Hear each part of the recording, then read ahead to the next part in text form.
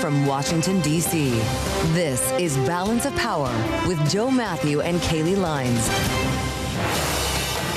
It's day 20 of the government shutdown, but the president is focused abroad. Welcome to the Monday edition of Balance of Power here on Bloomberg TV and radio, as the president meets today with Australia's prime minister, talking submarines and rare earths, while both keep an eye on China. I'm Joe Mathieu, alongside Tyler Kendall, who's in for Kayleigh today, live in Washington. Tyler, it's great to have you back on the desk as the president balances the latest from Ukraine as well as Gaza.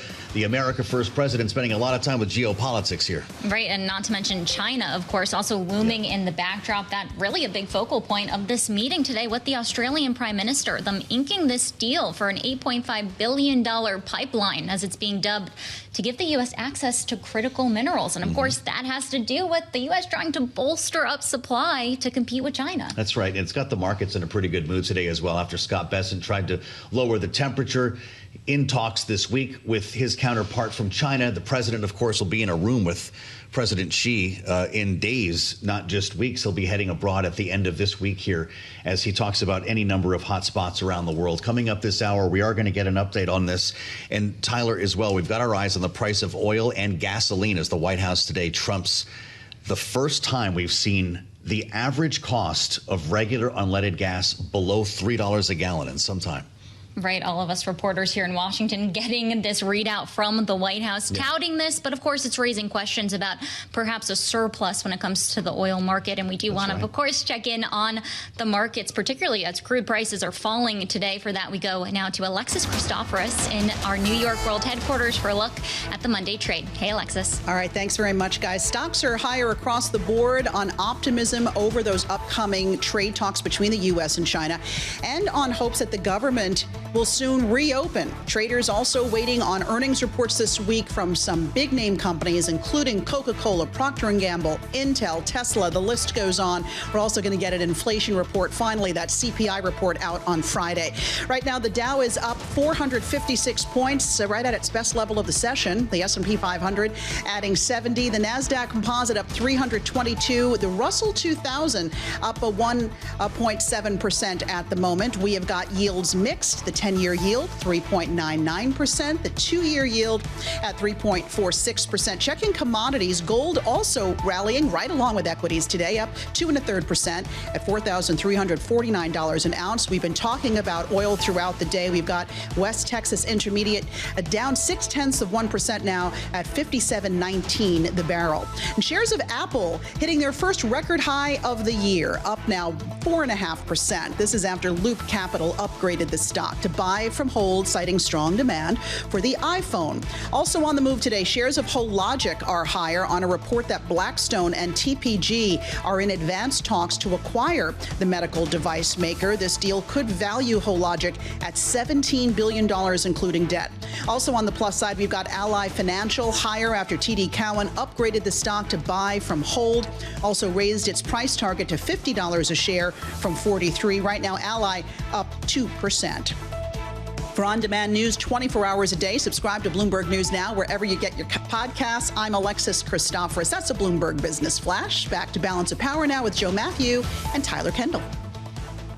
All right, Alexis Christoforous in World Headquarters for us. Thanks so much. As Alexis mentioned, I'm Tyler Kendall here in Washington alongside Joe Mathieu. And we have one eye today focused on China, after President Trump just moments ago in the cabinet room was speaking with the Australian Prime Minister about shoring up ties to compete with China when it comes to rare earths. And rare earths have really taken center stage in the negotiations with China, as both sides are appearing to re-engage ahead of this November 10th deadline for the tariff truce. Now, last night on Air Force One, we heard from President Trump outlining some of his key demands he wants to see from Beijing as he heads into this highly anticipated meeting with the Chinese president next week.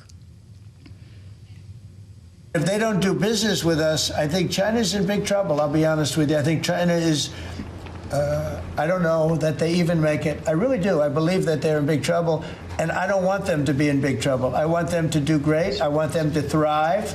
But we have to thrive together. It's a two-way street. I think when we finish our meetings, and it's going to be a big deal. Look, I'm meeting with a lot of other countries, but this seems to be the one that people are very interested in. I think when we finish our meetings in South Korea, China and I will have a really fair and really great trade deal together. All right, from the cabinet room a little while ago, he's got the Australian Prime Minister in the House today, and they're going to do a working lunch, having spent some time taking questions from reporters a little bit earlier. With us now in Washington, having listened to that conversation, is Wendy Benjaminson, back with us for the first time in a minute, Bloomberg senior editor. It's great to see you, Wendy, as we see another world leader come through the revolving door, as Marjorie Taylor Greene puts it. It is pretty remarkable here. We're going to talk to Bob McNally in a moment about the cost of oil, which is precipitously lower, to the point where the White House is kicking out news releases today talking about $2.99 gas. Yeah. That's the most domestically focused message that's coming out of a geopolitically focused White House here. The president's been kind of all over the place in the middle of a government shutdown. What do you make of that?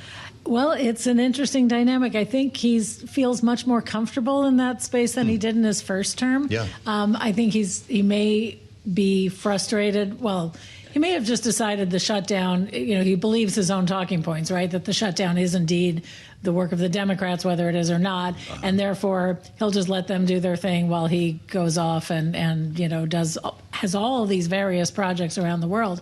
I wonder when at some point his political base doesn't say what happened to America first. Sure. His argument is, one, America first is, quote, whatever I say it is, as he said a few months ago, and two, he keeps saying that there will be a benefit to U.S. consumers and things like that from all of these tariffs. We haven't quite seen that yet, but we'll see if that ever materializes. Yeah. Wendy, when we're looking holistically at where these negotiations with China stand now, we know that we're up against this deadline, perhaps November 1st now, President Trump threatening maybe up to 155% tariff. That comes against November 10th, which is the deadline for that broader trade truce. We know the Treasury Secretary is meeting in Malaysia this week with his trade counterpart. Right. What sort of details do you think we're going to be able to glean from that as we set up to this highly anticipated meeting with President Trump then next week with his counterpart? Right. Well, we know from what he said on the plane last night that he is interested in the soybeans, in getting China to once again buy American soybeans, in getting China to loosen its unprecedented hold on rare earth minerals, and some other trade deals that he wants to get done.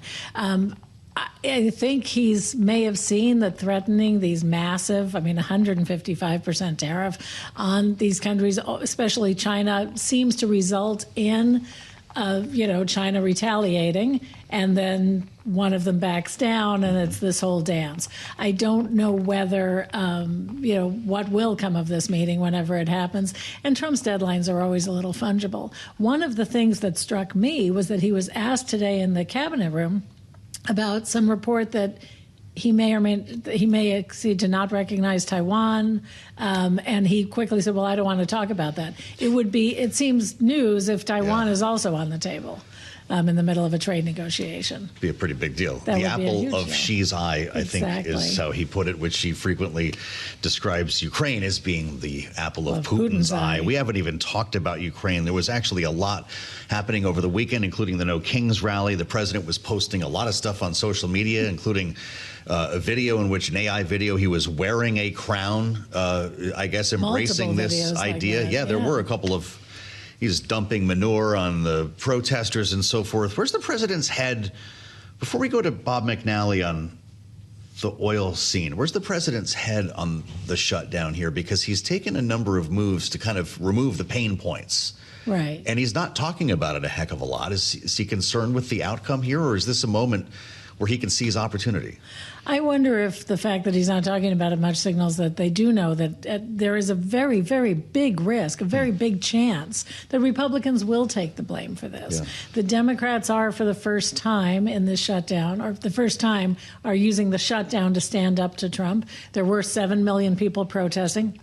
And Trump did, when he was asked about it last night, he was just like, those aren't representative of Americans. Yeah. I don't know how they couldn't be. And Mike Johnson kept talking about the communists and the socialists and the Marxists who were there, instead of acknowledging that these were frustrated Americans. Sure. And even some of his own people, like Joe Rogan, has started complaining about some of his the immigration regime. And so I think maybe he's starting to feel a little uncomfortable on the domestic front, and that's why he's focusing so much on the foreign affairs front. All right, Wendy Benjaminson, senior editor at Bloomberg, thank you so much, as always. And now, as Wendy mentioned, there's domestic issues, but we also have our eyes towards foreign policy. And when we often talk about China, we're talking about national security, but also energy security. And we wanted to take a look today at the oil market. WTI currently hovering around $57 a barrel. And as Joe had mentioned, the White House, just moments before we came to air, kicking out this statement touting that gas prices are reaching new lows due to the, quote, relentless commitment to American energy production, according to the statement from the White House. But while production is rising, including here in the U.S., demand growth seems to be slowing. And to get into all of that, we're lucky to say we're joined now by Bob McNally, founder and president of the Rapidan Energy Group and former special assistant and senior director for international energy on the National Security Council under President George W. Bush. Bob, thanks so much for being here, and we're lucky to have your expertise on a day like today, because there have been these long-held predictions that this surging production is going to push the market into a surplus. From your view, where are we at right now? Are we at some sort of tipping point? Great to be with you, Kaylee. We are. You know, we're like a bunch of folks at the beach who've been hearing on the radio that a tsunami is coming, but kind of questioning if it's coming or not. Now, Rapidan is predicting or forecasting, to extend the analogy, a tsunami for quite a while, and we're starting to see it on the horizon. And but it's a good news story for consumers, whereas a tsunami is a bad news story for bathers, right? We're about to cross through $3 a gallon, and by some metrics we already have, according to Gas Buddy. And, you know, if you think about it, President Trump never was above $3 a gallon in his first term. We got close, so he enjoyed a $2 pump price in his term. And the White House is just overjoyed because, you know, whether they deserve it or not, a sitting president gets the blame when gasoline prices go up, and it gets the joy and the congratulations and the benefit when they go down. And barring a geopolitical disruption, the way my colleagues and I at Rapidan look at the markets, we think gasoline prices are more likely headed down further into that $2 range on a national average. Wow, that's something, Bob. It's good to have you back, and I appreciate it. I'm looking at your note to clients predicting daily prints in the 40s by early next year when it comes to crude oil. You just mentioned where we're going in terms of gasoline. You know, as Tyler mentioned a moment ago, we're looking at increased production levels, but this isn't because of drill, baby, drill, right? This is because of many other outside factors. You know, you're right. We are quite bearish in the near term, but I want to hasten to mention, Joe, what we're telling clients is brace for the great crude steepener, like a steepening yield curve. Near term, we've got supply growth running 3 times faster than demand growth. And that's only partly a U.S. story, as you said. That's an Argentina story. That's a Brazil story. Brazil adding almost as much as the United States, Guyana. But near term, we have a glut. But, and I hasten to say but, in the medium term, this market is going to tighten it up. So we're telling clients, prepare for this. Consumers enjoy it. We're going to go down, but then in the coming years, we're going to go much higher. We think we're going to go into a tightening market. But politics always about what's tomorrow. And tomorrow is likely to see a deluge of oil. And we have to ask ourselves, Joe, what stops crude oil prices falling in the 40s? And we think either OPEC Plus has to step up and cut production. They've been raising it. Or President Trump has to follow through, and he may feel he has the ability to do that by restricting Russian or Iranian oil exports with tough sanctions instead of weak sanctions. And Joe, if neither OPEC Plus nor President Trump and sanctions remove a lot of oil next year, it's the U.S. shale sector that's going to take it on the chin. And we'll have an echo of 2020 when the price will fall further to shut in shale wells. And that will not be a happy story. President Trump did not enjoy 2020. Gasoline was at $1.70 a gallon. The president was not happy, though, because we were shutting down U.S. production. Well over 2 million barrels a day shut down in a few months. Wow. Well, Bob, let's build on one of the geopolitical risks that you just mentioned, which is, of course, Russia. How are you watching this as you hear President Trump say that he's expecting to have potentially this meeting with Vladimir Putin? Zelenskiy saying that he also wants to come to the table. How is the calculus changing here day by day as we await for any sort of developments towards a ceasefire there? Yeah. You know, we've learned with President Trump, he has an MO with these negotiations, and you have to take him pretty seriously. Consider Iran just as a template for what we're about to see with Russia. I think he could have signed a deal with Tehran. He could have lifted sanctions. He could have opened an embassy had they agreed to a deal. But instead, he became the president who ordered an aerial attack on the Fordo facility. I don't think any of his predecessors would either have done a deal or ordered an attack. He can go either way. With Russia, it's the same way. I think if President Putin doesn't agree to a ceasefire here, and President Trump's going to go the last mile and then a few hundred yards after the last mile for diplomacy. He really doesn't want to drop the bomb here, if you will, figuratively now speaking. Now, if they don't get to a deal in the coming weeks, I think the president is ready, this White House is ready, along with the Europeans, to impose tough sanctions on Russian oil, to do what they were unwilling to do in 2022, which is actually cut into Russian production and risk higher oil prices. Again, going back to the glut we were just talking about. If the president sees and the White House sees this glut develop, he'll be more willing to really crack down on India, Turkey, even China, and shut in Russian production, more willing than his predecessor was in 2022. So he can go either way, either a deal with Putin or, I think, very tough sanctions here down the road.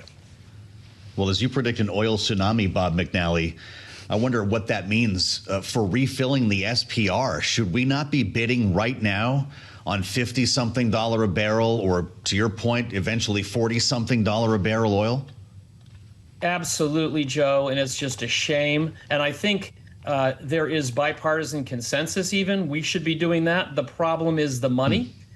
When I was working for President Bush, we had authority to do what we call a royalty in kind program. Didn't have to ask Congress. We just said to those oil companies producing oil in federal waters, hey, pay us in oil instead of cash. And we filled it for the only time to the top.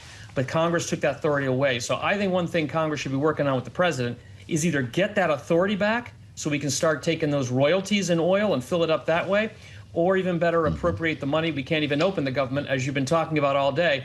But if we open the government, it'd be great if we could pony up some money and refill the SPR. Absolutely.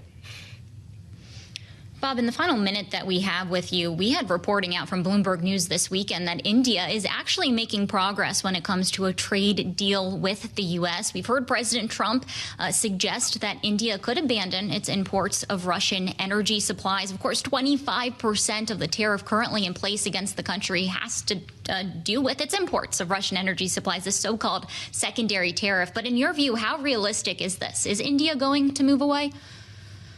I think they will. You know, India took no Russian oil, remember, before President Putin invaded Ukraine, and now has become the biggest customer.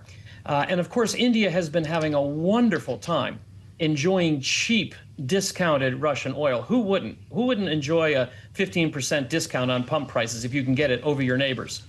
However, if forced to choose between enjoying this discounted Russian oil supply on the one hand, or having economic relations and trade and so forth, much less stable political relationships with not only the U.S., but the EU. The EU has some tough sanctions coming in on India in January. I think India will side with maybe letting go of that enjoyable discount and preventing a sort of worse and more costly trade measures on the other side. It's a cost benefit, and I think they'll quietly, they won't enjoy it, they won't say it publicly, but quietly I think they'll move away from Russia. Well, you're the first call we'll make when that happens, Bob. It's great to talk to you, and we appreciate your analysis as always. Bob McNally, founder, president, Rapidan Energy Group, in a conversation you'll only hear right here on Balance of Power. Alongside Tyler Kendall, I'm Joe Mathieu. We'll assemble our panel next after the No Kings rallies last weekend. It's straight ahead on Bloomberg. Here in Washington alongside Joe Mathieu. And Washington was at least one of the sites this weekend that saw these No King protests across the U.S. Demonstrators and organizers saying that 2,600 protests happened across the country protesting President Trump and his agenda. Now, President Trump was asked about these protests last night on Air Force One, and here's how he characterized them. I think it's a joke. I looked at the people. They're not representative of this country. And I looked at all the brand new signs paid for, I guess it was paid for by Soros and other radical left lunatics. It looks like it was. We're checking it out. The demonstrations were very small, very ineffective, and the people were whacked out. When you look at those people, those are not representative of the people of our country. I'm not a king. I work my off to make our country great. That's all it is. I'm not a king at all.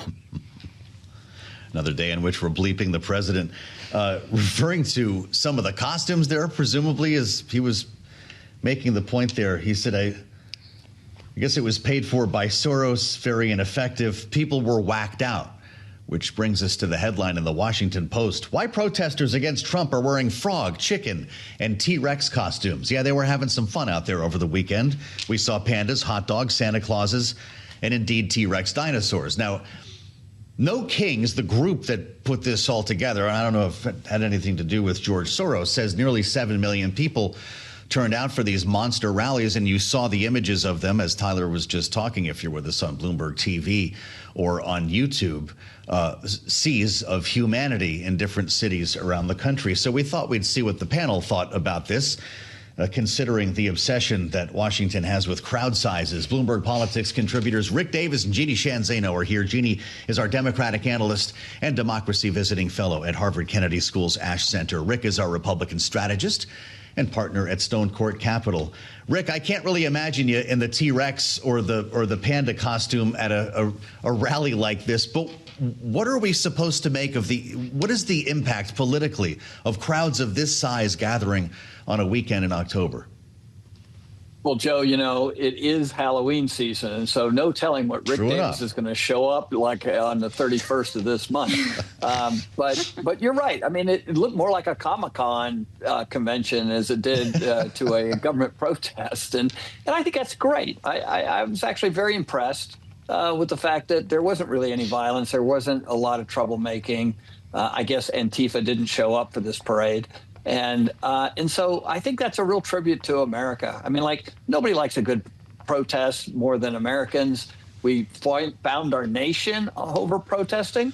And I think that it's a really good thing that people looked like they were enjoying themselves and gathered in large numbers, because at the end of the day, you know, it's a form of political participation. And regardless of how you feel about Republicans, Democrats, independents, or vegetarians, you'll want to show up and participate. And I think that's what they did this weekend.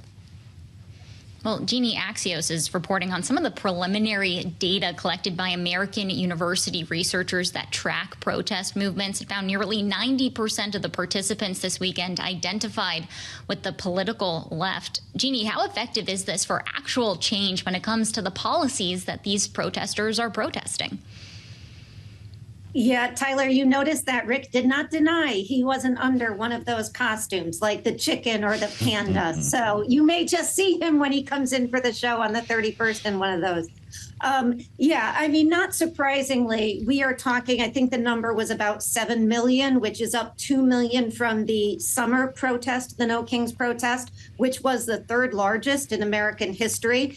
And what does the data show us? 3.5% of a population is enough to diminish an autocratic government. That's the rule of thumb. We're not quite there yet, but 7 million is a little over 2% of the American population. It certainly has, vast numbers up from the left.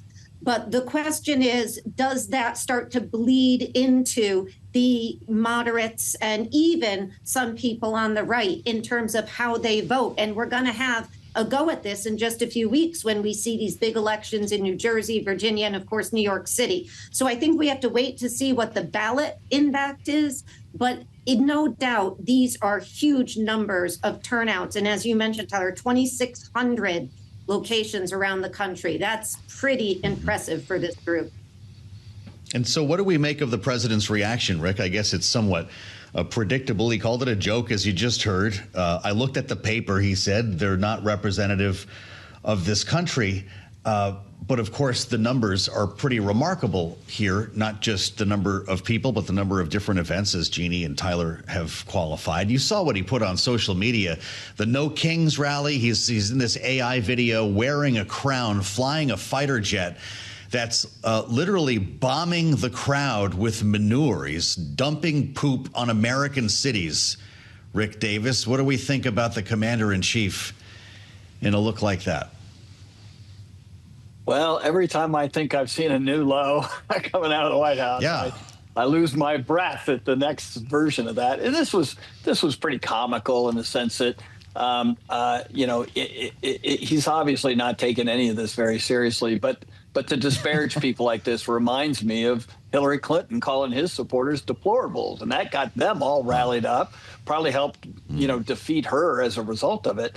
And to see him doing that, and the speaker on shows this Sunday calling them all communists and socialists and Marxists. I mean, like, when you paint with a brush in American politics that wide, you're going to hit a lot of people who otherwise would have thought of voting for you or your causes. And this is not a good way to build a coalition for the future.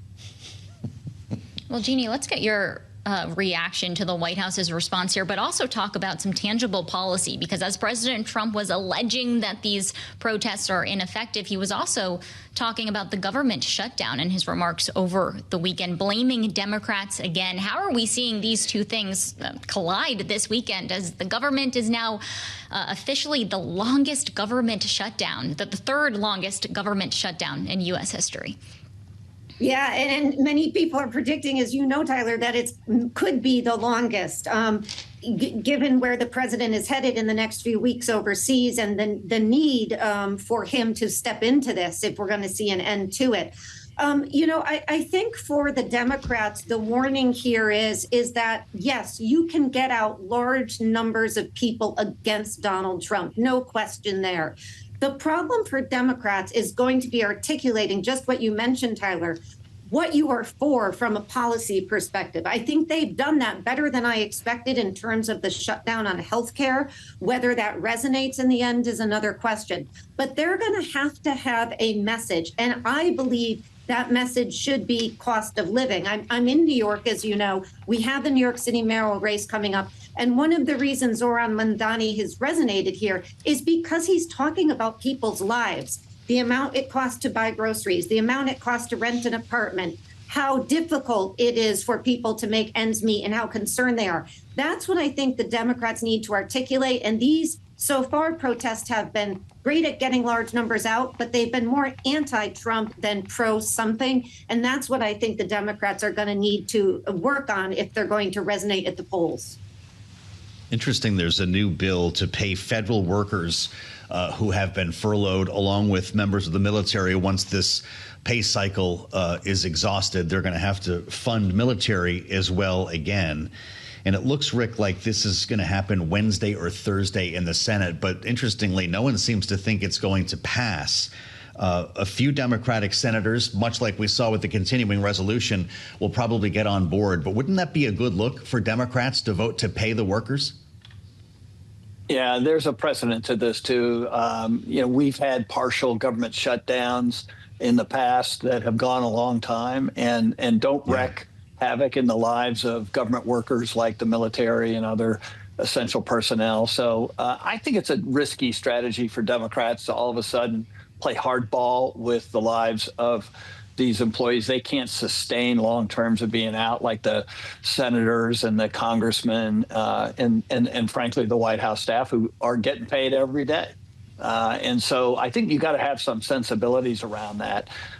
So I do think this should go through pretty easily. I think most of these Democrats, especially moderates like Jon Ossoff in Georgia, he's running for re-election. There's a huge amount of military in his state that vote in his state. And you think they're going to want to vote for a guy who wouldn't pay them for the work they're doing? I mean, that's a hard sell against a guy like Jon Ossoff. So my guess is you're going to see some moderate Democrats, especially who have iffy re-elections, sort of march to the drum of getting these people paid in a partial shutdown.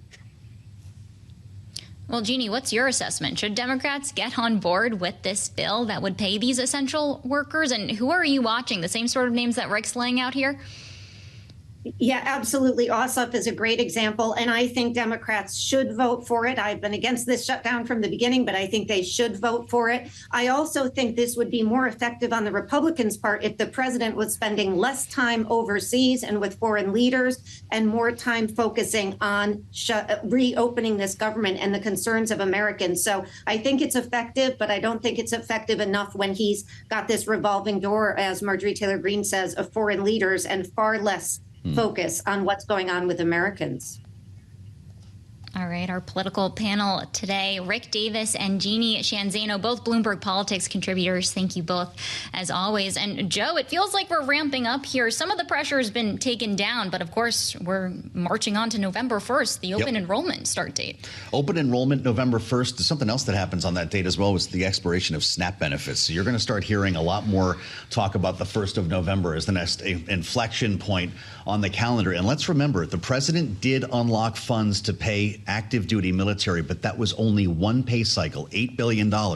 Another week, we're going to be having that conversation all over again if this bill that we were just discussing does not pass. With the military in mind, we're going to turn our attention to the war in Ukraine coming up. Some really important developments over the weekend that probably are not making President Zelenskiy feel very good, with a turnabout again by President Trump. We'll get into it with Melinda Haring from the Atlantic Council. That's straight ahead here on Balance of Power on Bloomberg TV and radio.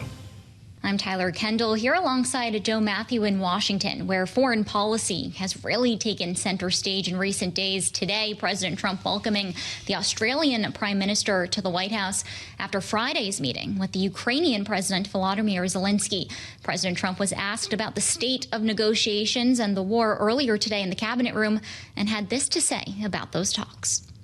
Most of the people dying are soldiers. The soldiers that are dying in Russia and Ukraine, it's unbelievable. 5,000 to 7,000 a week. Can you believe it? And I look at that and I say it's pretty amazing. But in addition to that, there are attacks on Kiev and some of the other places. And it's human lives, but the big number of human lives are soldiers that are being killed in the battlefield. For the latest, we're joined now by Courtney McBride, Bloomberg national security reporter. So, Courtney, can you just give us an update? We had Zelenskiy here in Washington on Friday. You're hearing President Trump talking about this ongoing in the fighting. Where do talks actually stand right now? Sure. Well, as you said, President Zelenskiy was here. President Trump has said that he plans to meet with Russian President Vladimir Putin sometime in the coming weeks. President Zelenskiy has said that he would be open to attending or to engaging in some sort of shuttle diplomacy if that happens. Secretary of State Marco Rubio spoke with his Russian counterpart today, and according to the State Department, sort of emphasized the opportunity that these upcoming talks present. In the meantime, U.S. allies in Europe are really trying to do their best to shore up Ukraine's position and to bring Putin to the table. But a lot remains to be seen. President Trump did not commit the sort of military support that President Zelenskiy seemed to be seeking in terms of Tomahawk missiles, to try to really improve Ukraine's battlefield position and perhaps exert some really meaningful pressure on Putin. We're getting a sense this was not a good meeting for President Zelenskiy. When you read the write-up in the Financial Times, for instance, it wasn't only he didn't get the Tomahawks, and we saw, I won't say a remorseful Zelenskiy, but a pretty low-key Zelenskiy coming off that meeting in the news conference that he held in Lafayette Park. The FT says this devolved into a shouting match, are the words that they use. Trump, quote, cursing all the time, unquote, echoing Putin's talking points and even suggesting that Zelenskiy hand over the entire Donbass. Has Ukraine lost America again? Well, I think it's early to make any sort of dramatic pronouncements like that, but certainly the meeting didn't yield the sorts of gains either in terms of weapons or commitments that Zelenskiy was hoping for. But I think we've seen a lot of back and forth in terms of the U.S. president's position. He's made very clear that he wants the parties to come to the table. Maybe that means offering some carrots to Putin to convince him to do so. But it's really unclear exactly where things stand. Well, if we stick on this idea of military assistance, particularly these Patriot missile batteries, we had reporting that Ukraine was actually preparing a contract for 25 of these air defense systems, which the country would receive over the years. It appears that the U.S. and Ukraine might be pretty far apart when it comes to this issue. What has been the White House's reasoning? What have we heard from President Trump when it comes to really the state of the talks between these two countries? Well, President Trump has been pretty clear that Ukraine can can have, as many weapons as it needs if someone is purchasing those weapons, but that the American taxpayer is not going to fund those. And so the potential contract that you're referring to presumably would be to purchase those systems. But as you said, I mean, that takes the approvals, and then the negotiations and delivery take years for any of those systems. So that could be a long-term prospect. But in the interim, the EU is really trying to increase the ability to fund weapons for Ukraine, potentially by using Russian assets that are held in European banks. The U.S. has been pushing back against that effort, according to some of our reporting. Courtney, thank you. As always, Courtney McBride from our national security team here in Washington, D.C. As we keep the beat on this, we want to add the voice of an expert in Melinda Haring, who's going to be with us in just a moment, back from the Atlantic Council, with a sense of disappointment for those who have been in Ukraine's corner here. And I'll point back to the president's Truth Social post following the meeting on Friday, where he says the meeting with Zelenskiy of Ukraine was very interesting and cordial, but I told him, as I likewise strongly suggested to President Putin, that it's time to stop the killing and make a deal. We read this together when it was released. He says they should stop where they are. Property lines being defined by war and guts. Let both claim victory. Let history decide. The president was asked on Air Force One over the weekend about this idea of essentially freezing the lines in place and going even further to essentially donate the Donbass to Vladimir Putin. Here's what he said. During that meeting, did you tell him he needed to cede all of the Donbass region to Russia? No, we never discussed it. We think that what they should do is just stop at the lines where they are, the battle lines. You have a battle line right now. The rest is very tough to negotiate. If you're going to say, you take this, we take that, there's so many different permutations. So what I say is they should stop right now at the battle lines. Go home, stop killing people, and be done. Stop right now at the battle lines. Now, of course, if that were the definition of a ceasefire, that might be something that President Zelenskiy would be in favor of, stopping the guns so negotiations can begin. But that may not be what the president is proposing here. It's a bit difficult to tell. And at this confusing stage of the conversation, we're glad to have Melinda Haring back with us, non-resident senior fellow at the Atlantic Council's Eurasia Center. I don't know how long it's been since you were in Kyiv, but every time I see you, you've just come back or you're about to go. And it's great to see you. Melinda, I can't imagine your thoughts when you read this, when you heard the tone from President Zelenskiy, and now this morning to read in the FT that it was a shouting match, in fact, that took place. Are we all the way back to where we were following the first Oval meeting? It's deja vu again, Joe. Yeah. It does feel like February. But look, Trump is a yo-yo. So I know that the actual, it doesn't feel so good right now, but I would say don't overreact. I think things are going to pull back. I think Trump will pull back from where he is now. So Trump has said, why doesn't Ukraine give up the Donbass in exchange for a little sliver of two very important pieces in southern Ukraine? It is a terrible deal. Ukraine will not take it. It is a non-starter.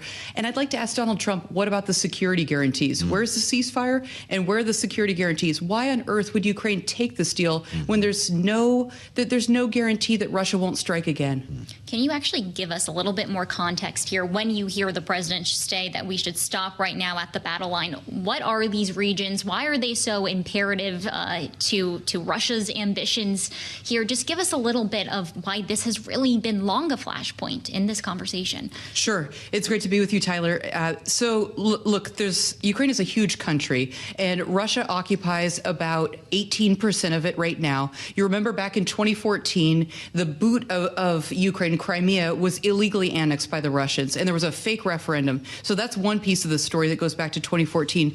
But the Russians also tried to take the Donbass, and this is two different provinces in eastern Ukraine. It's Luhansk and Donetsk Oblast, and they didn't manage to take very much of those provinces. Fast forward to February of 22, and the Russians surrounded Ukraine by three sides, and they tried to take and dismember the country. They came in from the north, from Belarus, and they tried to whack Zelenskiy in 3 days, and they failed. They were repelled.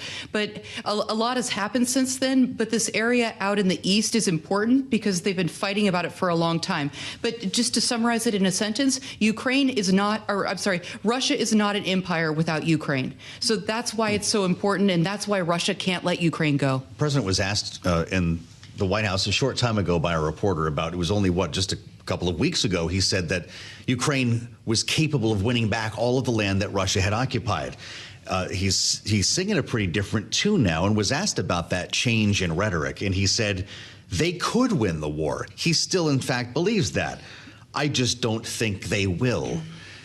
What did Vladimir Putin tell him in this phone call last week? I'm dying to know, Joe. I have no idea, and I think everyone is dying to know. So, look, this is typical behavior. Let's take a broader perspective. Every time the U.S. decides to be more firm. Yeah. So it wasn't that long ago, 2 days, 3 days, that Trump was talking about giving the Ukrainians Tomahawks. Yes. This is up to 1,000 miles in range, right? This is a game changer. The war is over if Ukraine has enough long-range fires. I've talked to a lot of generals and brigade commanders in Ukraine, Joe, and they tell me if we have 2,000 long-range fires, they don't have to be Tomahawks, but they have to have long-range fire. Moscow. Yeah, to be able to hit behind enemy lines, command and control centers, and ammo depots. It's over. That's why this was such a big deal, and Moscow overreacted. So what does Vladimir Putin do?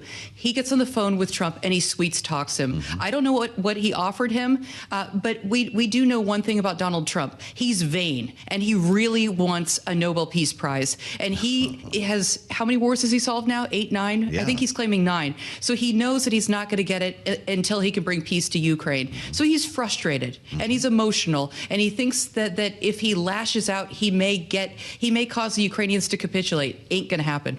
Well, keeping with this phone call that President Trump had with Vladimir Putin, the president came out of it saying that there potentially could be a face-to-face meeting in Hungary. We then had a headline on the Bloomberg terminal saying that Zelenskiy, despite his reservations about the venue, would like to be part of that conversation.